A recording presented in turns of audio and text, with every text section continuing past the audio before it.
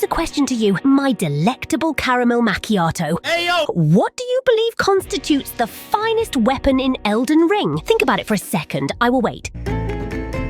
Okay, you got your answer. Good. Now, permit me to pose a follow-up inquiry. Best for what purpose, precisely? Is your chosen weapon ideal for PvE endeavors? Perhaps for dueling? Invasions, perchance? I believe you can see where I'm going with this. No. Why am I asking this? Well, it appears we've yet to encounter a single tier list for Elden Ring that employs the appropriate criteria for its rankings. We've been recently let known about Rusty's weapon ranking video, where he ranks every weapon in Elden Ring, leaving out only the shields, which, despite also being considered weapons, he ranked them in another video, which is funny because he also included torches in the weapon ranking. But I digress. The video has over 2 million views and people just seem to agree with it. We've compiled all the weapons Rusty ranked into an Excel file to streamline our analysis for this video, and you'll find a link to the file in the description if you want to see where he placed your favorite weapon. The reason why his list caught our eye was because when giving the slightest amount of scrutiny, well, it makes no sense at all. His supposed criteria for ranking the weapons are all over the place. He claims to consider factors like how fun the moveset animations are, how effective they are, damage, range, consistency, and artistry. Yet he also mentions that his video shouldn't be your only source on the topic, implying it should be one of many, but then he claims to strive for objectivity. Quite the jumble of statements there.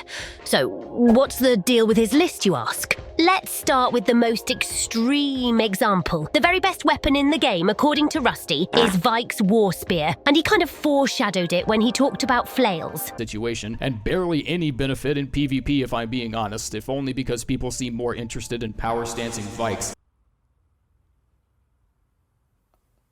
No, what? How?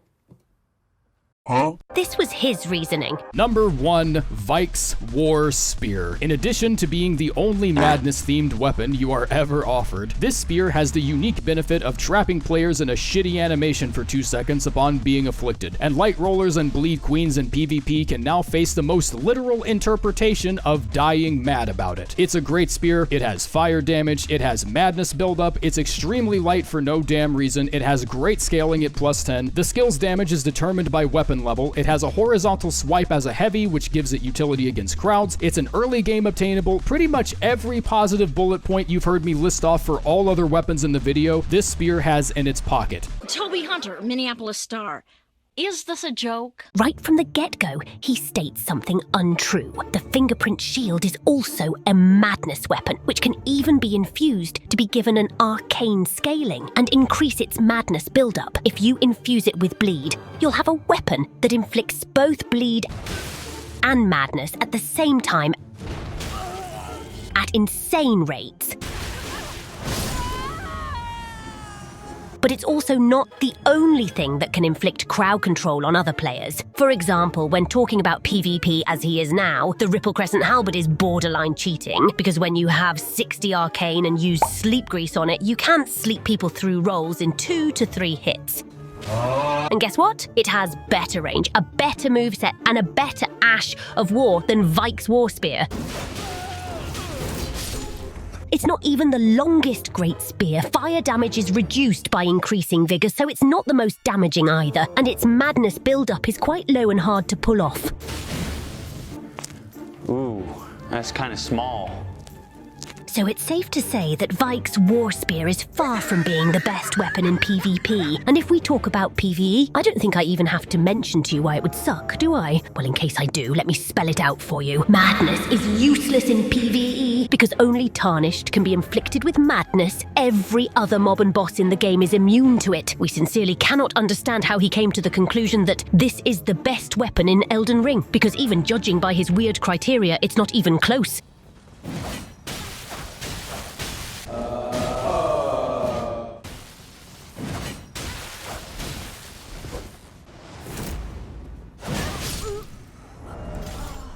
dying mad about it. But that's not the only boo-boo he made with the list, my little raviolis. There are many inconsistencies, and we are not even talking from a very technical point of view, but rather his own criteria. For instance, there is absolutely no reason for Ketar to be so low on the list, and Cypher Pata to be so high on the list when by default, they are both the same weapon. Both have a similar Ash of War, and both have the same moveset, but according to his own criteria, Ketar would be better because it's longer, can be infused with different Ashes of War, and has the potential to deal more damage.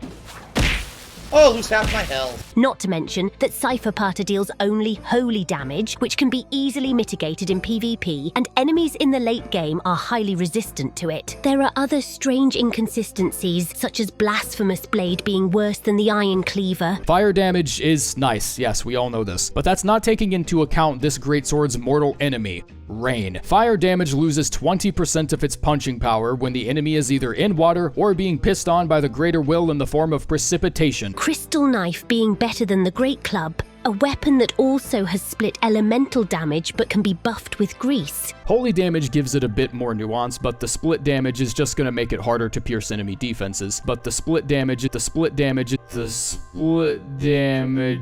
Saint Trina's torch being better than all the weapons below it, or any torch for that matter. The pickaxe being number 20 for some godforsaken reason, any thrusting sword being outside of S tier, and many, many more things that are just not worth going into right now. But as you can probably see, even by his own far-fetched criteria, the list makes no sense. Know your place, trash. Although we could easily guess that he really just scrambled stuff up and only made the effort for F and S tier. I mean, just look at what he says about the Knight's Greatsword, the best PvP greatsword in the game, and a solid choice for PvE. Number 138, the Knight's Greatsword. It's like a sword, but greater. Wonder what they call those. B's on quality affinity. Pretty nice. Doesn't mention the true combo moveset, and a shorter greatsword with a worse moveset is above it. Yup. And before you flood my comments section with the classic, well, it's only his opinion. First off, he made it clear that he aimed to be as objective as possible, so this goes beyond mere opinion. And secondly, sure, he's entitled to his opinion, but that doesn't make it immune to being flat out wrong. Take, for example, the notion that a silverback gorilla could take on a lion. That's a debatable match, sure, but suggesting that a silverback gorilla could square up against a damn elephant. Now, that's just downright absurd. It's a similar situation here. Some weapons are objectively superior to others, no matter how you slice it. The best flail still can't hold a candle to the worst thrusting sword. So, while there's room for debate in certain areas, some aspects are just plain objective, regardless of opinion or personal experience. And don't give me that Schrödinger's joke argument either, where the presented product is either legitimate or a work of irony, depending on the viewer's reaction. Oh, no. It was just a goof. It was just for laughs, you know? Just, why aren't you laughing? I believe the internet is past that point where you could just state, It's just a prank, bro. and get away with any stupid you do or say. Oh, you took the tier list that attempts to be objective and try to argue why it's wrong? Well, joke's on you, it wasn't serious. I bet you must feel very silly right now, huh? Prank. That being said, we're just left to wonder now, how do you actually rank weapons in Elden Ring? Is it even possible? Well, of course it is. You just need to apply the right criteria. A weapon or a setup may be very good for PvP, but mediocre at best for PvE and vice versa. That's why not specifying the criteria well can tear apart any list easily. So now, after a long time of being asked to do this, I will do small rankings of the best 5 weapons or setups in Elden Ring for PvP duels and PvE, with the help of Gino Machino for the latter. Melina, care to do the honours? Oh yeah, sure. Alrighty, let's start with the PvE first. Keep in mind that these were selected by Gino Machino himself, an amazing Elden Ring speedrunner. Number 5, Wing of Estelle. Magic damage is pretty good for PvE, and this little blue paddle offers tons of it, with a small ranged attack. A solid moveset, both one-handed and power-stanced, and an incredibly good Ash of War, which melts groups of mobs and big bosses. Number 4, Starfist. The DPS on these big black pointy balls HD can be quite insane, as well as the poise damage and the bleed. It's very good with Ashes of War like Endure, Cragblade or Royal Knight's Resolve. The lack of range, though, can be troublesome for some players. Number 3, Blasphemous Blade, our all-time favourite tampon of doom. Taker's Flame is definitely the best thing about the weapon, as it deals tons of damage and it will heal you on hit and enemy death. The moveset is solid too, and fire damage can be amped with flame. Grant me strength. Number 2, Bloodhound's Fang. It's all about the Ash of War. Sucks for PvP. Oh no. But it's amazing in PvE. The hyper armor, damage, and poise damage of this thing is absolutely bonkers, and the iframes of the second part means that you won't get punished as much for spamming it like a monkey. Plus, you can buff it with grease and regular buffs for more bleed or damage. And the best PvE weapon totally not being held at gunpoint to say this? Number 1. Darkmoon Greatsword, your blue smurf's gift for simping for her till the end. Nice glow stick, bro. Absolutely insane magic damage and frost proc from afar just by pressing L2 once and then mashing R2 as if your life depended on it. It also deals amazing poise damage, so you'll break enemy stance quite easily. Number 5. Off stock. The chase potential and range of halberds combined with the obnoxious glitchy poke of the offhand rapiers.